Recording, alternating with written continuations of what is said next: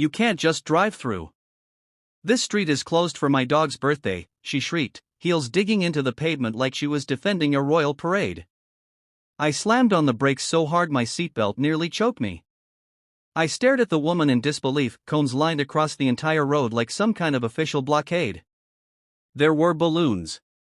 Streamers. A massive banner that said, "Happy Barkday, Princess Daisy." And standing in the middle like a self-proclaimed queen, was Karen. The HOA's unofficial tyrant.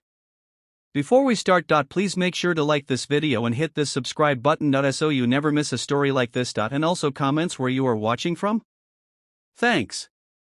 Are you kidding me? I yelled out the window. You're blocking a public street for a dog party? She raised one finger like she was about to conduct an orchestra. Watch your tone, neighbor. I have permits. This is a celebration. You can turn around and go the long way. No, I can't. My mom is waiting for her medication, she just had surgery. I live right there. I pointed down the street, seething. Karen didn't even flinch. She adjusted her sunglasses, the kind that covered half her face like a celebrity in hiding. Then maybe plan ahead next time. You're not driving through. Not with that attitude. My blood boiled.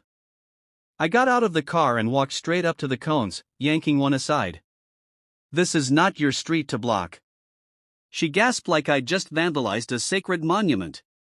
Don't touch my cones. I turned around. They're not yours. And that's when she stepped in front of me and poked my chest. You lay another hand on anything here, and I'll call the police. This is a private event. For a dog? I laughed bitterly. You've lost your damn mind. She didn't blink. Instead, she clutched her little white dog, dressed in a tutu and a tiara, no less, and whispered, "Don't worry, Daisy. The poor people are just jealous." That was it. I snapped. Jealous? Lady, I work 60 hours a week so I can afford to take care of my mother, pay my bills, and feed my own dog, not throw overpriced tantrums in the middle of the street pretending I own the block. A couple of other neighbors started to gather, phones already filming, whispering to each other. They'd had run-ins with Karen before, too. She'd written letters about lawn heights, complained about wind chimes being too spiritual, and once called code enforcement because someone hung a towel on their balcony. Karen was known, but no one ever pushed back. Until now. I don't care who you think you are, I said, taking another step forward. But you don't get to block access to people's homes because you want to cosplay as a dog princess party planner. Karen's voice dropped into that cold, clipped tone that people like her weaponized. I've already called the HOA and the police. You're about to learn what happens when you mess with someone who actually matters around here. I froze. Not because I was scared, because I knew she wasn't bluffing. And sure enough, 2 minutes later, red and blue lights turned onto the street. I couldn't believe it. The cops stepped out, calm but confused. What's going on here? Karen ran up like she was the one in distress. Officer. Thank goodness you're here. This man is threatening me and my dog. He's trying to vandalize private property and crash our event. I blinked. What? I have witnesses, she said, gesturing toward her party guests, her yoga friend, her wine buddy, and her ex-husband who looked like he'd been dragged here at gunpoint. I stepped forward. Officer, I live on this street. She's illegally blocked a public road with cones, banners, and even a catering truck for a dog's birthday. I just need to get to my house. My mother's sick. But she's holding everyone hostage with her ego. One of the officers looked around and sighed. Do you have a permit for this? Karen scoffed. I sent an email to the HOA. It's the same thing. No, it's not, the officer said flatly. The tension thickened. The other officer glanced at me. Do you want to press charges for being physically blocked? I looked at Karen. Her arms were crossed, dog shaking in her arms like it could sense the tension. She stared back like this was all just an inconvenience, a delay in her drama queen parade. I want her cones off the road. And I want access to my home. That's all. The officer turned to Karen. You're going to need to take these down immediately. Karen looked like she'd just been told to cancel her wedding. This is discrimination. You wouldn't say this if I were throwing a birthday for my child. I stepped in. Yeah, but your child wouldn't bark, Karen. That broke the crowd. People actually laughed. Her guests started to look embarrassed. One by one, they began drifting away, mumbling excuses. Even her ex-husband made a quiet retreat to the catering table, stuffing sliders into a napkin. The police stayed until the cones were moved. They told me I could go through, and finally, after that entire circus, I drove forward, heart still pounding. But that was just the start. Because the next morning, I found an official HOA violation notice on my door. Not for yelling. Not for anything I did during that fight. But for aggressive conduct and damaging community morale. Karen had filed a formal complaint.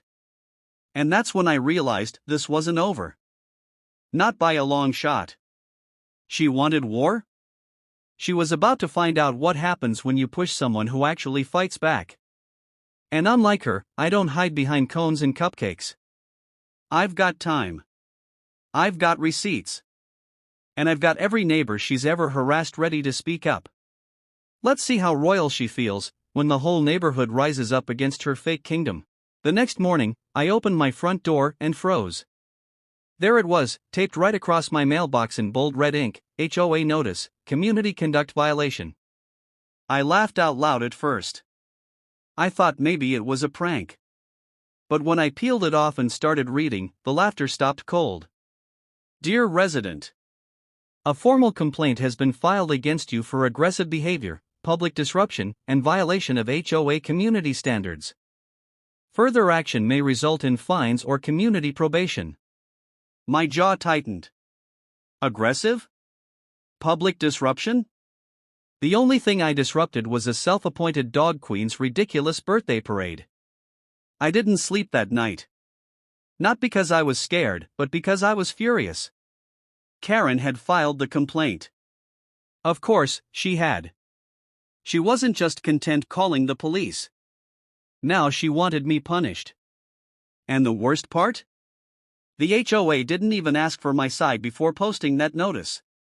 The next morning, I walked into the HOA office in person. I wasn't going to let this woman bulldoze me. The receptionist didn't even look up. Fill out a dispute form. Next. I slapped the paper down on the counter. I'm not filling anything until I speak to whoever approved this. A head popped out from the hallway. Sir, we don't take walk-ins. You need to email us or wait for the community meeting. Then put my name down for the meeting, I said. And while you're at it, let the board know, the street doesn't belong to Karen or her dog. And neither does this community. By now, Karen had started walking her dog past my house twice a day, just slow enough to let the dog do its business in my yard. No picking up. No leash. Just a smug look over her shoulder like, try me. I kept quiet. At first. But one afternoon, when I came home from picking up groceries, I saw her dog right in the middle of my lawn, digging a hole. I snapped. I stepped out of the car and shouted, HOI. Get your dog off my property. Karen didn't even blink. It's a dog, not a robot. She goes where she pleases. Not on my lawn, she doesn't. She smirked. Why are you always so angry? You seem unstable. Maybe that's why the HOA is concerned. My blood boiled. I clenched my fists and counted to 5. This woman wanted me to explode so she could turn around and play the victim again. Not this time. You've messed with the wrong person, I said, low and steady. You want a war? You got one. And just like that, I started my plan. First, I installed a camera facing the street, right at the edge of my lawn. I wasn't going to let her gaslight me anymore. Every time she walked by, every time her dog trespassed, it would be recorded. Then I did what Karen never expected, I went door to door. Yep. House to house. Neighbor by neighbor. I told them what happened. I showed them the HOA notice. I showed them the video of her screaming, calling the cops, and now letting her dog tear up my yard. And you know what? People were sick of her, too. She filed a noise complaint because we had kids in the backyard, one neighbor told me. She called the HOA on us for painting our front door navy blue, another said. By the time I hit the fifth house, I realized I wasn't the only one tired of Karen's power trip. I was just the first one who dared to fight back. So I gathered the names. I collected emails. I told everyone to meet at the next community board meeting. Because that's where the real battle was going to happen. And Karen had no idea what was coming. The night before the meeting, she strutted past my house again, her dog in a sparkly sweater this time. She paused at my driveway and smiled. I hope you're ready for tomorrow, she said sweetly. It's going to be so embarrassing for you. I smiled right back. I agree. But not for me. She narrowed her eyes but didn't say another word. I watched her walk away and whispered under my breath. Let's see how you bark when the whole neighborhood speaks. The night of the HOA meeting, the room was packed. I hadn't seen half these people outside their homes in months, maybe even years, but tonight, every seat was taken. Folding chairs lined the back wall. Even the snacks Karen usually brought, fancy cookies shaped like bones, sat untouched on the table. She was there, of course. Right in the front row, with her emotional support dog in her lap, wearing pearls and a pink tutu. You'd think the pup was royalty the way she cradled it. Karen spotted me as soon as I walked in. She leaned over to the HOA president and whispered something, then smirked like she already won. But I didn't come to be polite. I came for truth. The HOA president cleared her throat. All right, everyone. Let's begin. We're here to discuss recent complaints and community conduct violations. First up, she looked awkwardly at the sheet, a dispute between residents regarding street use and behavior. Karen stood before they even called her name. She spun around dramatically, clutching her dog. I just want to say, I'm devastated. I never wanted it to come to this. Her voice cracked, and she dabbed the corner of her eye with a tissue. All I wanted was a sweet, innocent birthday celebration for my princess. I didn't expect to be screamed at, intimidated, and threatened by a neighbor. A few heads nodded. A couple gasped. But the people in the back, my people, they weren't buying it. She continued, I have never felt so unsafe in my own community. I'm asking that the board take action to protect residents like me from hostility. And perhaps, she glanced at me, require certain people to attend anger management sessions. Or even be fined. I stood up slowly. Calmly. Then turned to face the room. Are you finished? She blinked. Excuse me? Because I have receipts. And I think it's time the whole neighborhood hears the other side. I pulled a flash drive from my pocket and handed it to the HOA tech volunteer. The screen behind us lit up. First clip, Karen screaming at me while blocking the street with traffic cones, dog balloons, and a throne made of lawn chairs. Second clip, her calling the police, lying that I threatened her. Third, her dog digging in my lawn. Then walking away while she laughed. The room went silent. Someone in the front row muttered, "Wow." But I wasn't done. I'm not here to talk about birthday parties, I said. I'm here to talk about power. About someone who thinks this street, this community, belongs to her. Heads started nodding. She's filed complaints against families for their kids laughing too loud. She's tried to fine veterans for putting flags outside their windows. She even tried to ban a wheelchair ramp because it ruined curb appeal. A woman from the back stood up. She called the city on us for parking our own truck in our own driveway. A dad next to her added, and she got our pool party shut down, said our teenagers were causing a riot. They were eating pizza. More voices joined in. One by one. And Karen's smile? Gone. She looked like she was melting from the inside out. The HOA president tapped her microphone. Everyone, please order. I turned to Karen. You wanted me embarrassed? Fine. But now you're exposed. Karen scoffed.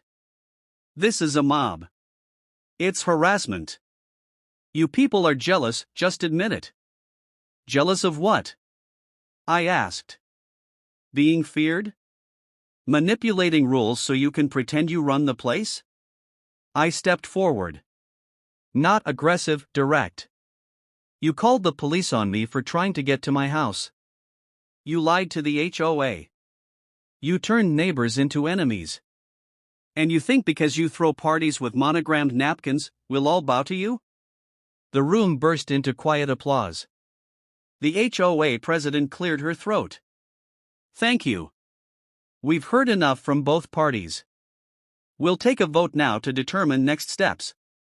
Karen's voice cracked, rising into a whine. This isn't fair. He turned everyone against me. No, someone near the front said. You did that yourself. 10 minutes later, the decision was announced. Karen would receive a formal warning for harassment, misuse of HOA channels, and false reporting. If it happened again, she'd face fines and possible community disciplinary review. Her face turned red. She stood up so fast her chair fell backward. This isn't over, she hissed. I stood too. You're right. It's just beginning. And just like that, she stormed out, dog, tutu, pearls and all. The room stayed silent for a second, then erupted into claps, laughter, and even a few people coming over to shake my hand. For the first time in a long time, I felt something new in that neighborhood. Peace. But what I didn't know was that Karen wasn't done. She had one last trick up her sleeve, one that would test everything I thought I knew about the HOA, my neighbors, and even my own past. For a few days, it felt like I had one. Neighbors waved. Kids rode bikes past my house without being scolded.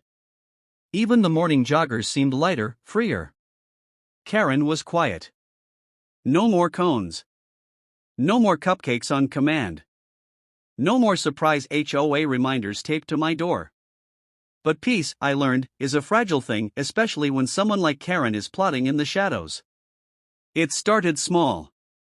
A violation notice in my mailbox, unofficial, typed in all caps, no HOA seal. It claimed I had illegally altered landscaping by planting native flowers in my own garden. I laughed. Threw it away. 2 days later, another one came. This time? A warning about a dangerous structure, my son's basketball hoop, which had been there for 2 years. Again, no HOA seal, no official signature. Then came the letters. Anonymous complaints. About my hostile tone. About making residents feel unsafe. About stirring division in the community. Each one folded neatly. No return address. But the language? I knew it. Karen was trying to erase me. Quietly. Pattily. But systematically. I showed the letters to the HOA president. She looked nervous.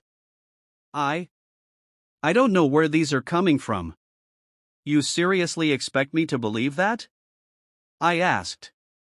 You sat 2 feet from her when she tried to ban my driveway. You saw what she did. Now suddenly this stuff's just appearing? She sighed, looking away. Legally, anyone can file a complaint. Even anonymously. Our system doesn't stop that. I stared at her. Is this really about legal loopholes, or are you afraid of Karen? Silence. I didn't say anything else. I just walked out of the office. But my gut told me something was off. Too off. So I started digging. I went to the HOA's public filing site. Looked up complaint records. I saw every anonymous submission, same format, same font, same phrasing. All against me. Or the neighbors who'd supported me at the meeting. And guess what? They weren't filed by residents. They were filed from one IP address, the HOA office computer. Someone on the inside was helping her. I needed proof. So the next morning, I showed up early. Before the office opened. Sat in my car with a thermos and my phone recording. Waited. Then I saw it, Karen. Parking behind the building. Wearing sunglasses and a hoodie like this was some undercover mission. 10 minutes later, the HOA president arrived. They didn't greet like enemies. They hugged. Hugged. That's when it clicked. This wasn't just Karen being Karen. This was a partnership. I'd embarrassed her. Publicly. And now she was getting her revenge using the one person who had the power to make it stick. That night, I called an emergency meeting with the neighbors who'd stood by me. Showed them everything, the fake letters, the IP traces, the footage of Karen slipping in the back. One of the dads, Luis, slammed his hand on the table. She's turning the whole HOA into her personal weapon. Another woman, Amina, nodded. We need to expose them. Both of them. But I hesitated. Because here's the part one didn't mention before. The HOA president? Lisa? She wasn't just some stranger. We used to be close. Her daughter and my son were best friends. We hosted block parties together. She came to my wife's memorial. She knew me. She knew my heart. So why was she siding with someone like Karen? I couldn't sleep that night. I kept asking myself, was this about politics, or something personal? The answer came the next morning, in the worst way possible. I woke up to find a notice of community review posted on my front door. In bold red letters, your presence has been deemed disruptive. You are under probation. One more violation will result in a motion for removal from the HOA. I read it twice. Then 3 more times. They were trying to kick me out. Not just of the meeting. Not just of the discussion. But out of the neighborhood I'd lived in for 11 years. I was done being nice. I took that letter, folded it carefully, and marched to the HOA office. I didn't knock. I didn't wait. Lisa looked up from her desk, startled. You can't just barge in. No. You don't get to say that. Not after everything you've done. Her eyes shifted. I haven't done anything. Those notices. I know they came from this office, I cut in. I traced them. I saw Karen meet you. And now you're slapping eviction threats on my door? She stood. Lower your voice. No, I said. You're gonna hear it now. You betrayed me. You let her weaponize you. For what, friendship? Influence? You know me. And you let this happen anyway. Lisa's face hardened. You don't understand what she's capable of. There it was. Fear. Real, shaking fear. She threatened to destroy me, Lisa whispered. Said if I didn't help, she'd sue the HOA, freeze our accounts, and have me replaced. I didn't know what else to do. I stared at her. You could have told the truth. She sank into her chair. It's too late. No, I said. It's not. But you've got one chance left to make this right. Otherwise, I'm going public with everything. She looked up at me. And for the first time, I saw regret. But regret doesn't erase consequences. And the next decision she made would change the fate of our entire street. The emergency HOA meeting was packed. Neighbors who hadn't shown up for years were suddenly in the front row. Some curious. Some furious. Everyone had heard the whispers something big was coming. And Karen? She walked in with the confidence of someone who thought she still owned the place. She was wearing a full white pantsuit and pearls, like this was the Met Gala and not a community meeting. Her poodle, yes, the birthday dog, was in a baby stroller with balloons tied to it. I stood in the back, holding my folder of evidence. Beside me? Lisa. And she looked like she hadn't slept in days. The room quieted. Lisa stepped to the podium. She cleared her throat, her voice shaking just a bit. This meeting, she began, was requested by the community.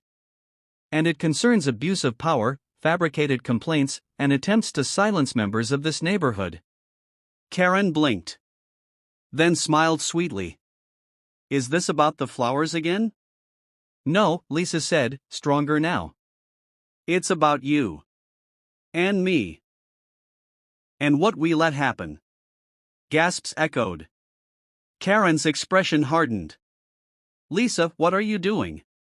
But Lisa wasn't looking at her anymore. She turned to the room. Over the past several weeks, multiple anonymous complaints were filed against certain families here. At first, I believed they were legitimate. But then I found out they weren't anonymous. Lisa took a deep breath. They were written by me. At the request of Karen Sanderson. Silence. Karen's jaw dropped. Are you kidding me? You're going to blame me for your incompetence? Lisa ignored her. She clicked a remote. A projection lit up the wall, time-stamped complaint forms. Screenshots. IP logs. Then, the video of Karen slipping into the office, dressed like a criminal in a costume party. I was manipulated, Lisa said. And I was afraid. But that doesn't excuse what I did. I betrayed people I care about. People I respect. She turned to me. I'm sorry. I nodded. I didn't smile. Not yet. Because Karen wasn't done. She marched to the front of the room like a lawyer in a courtroom. This is ridiculous. You think you can all turn on me because I had a few cones on the street for my dog's birthday? That's the issue here? Really? A mom in the front row stood up. You blocked an ambulance. Someone else shouted, you called the cops on us like we were criminals. Karen's voice rose. I did what I had to do. This neighborhood was falling apart. Kids leaving trash on lawns. Barking dogs.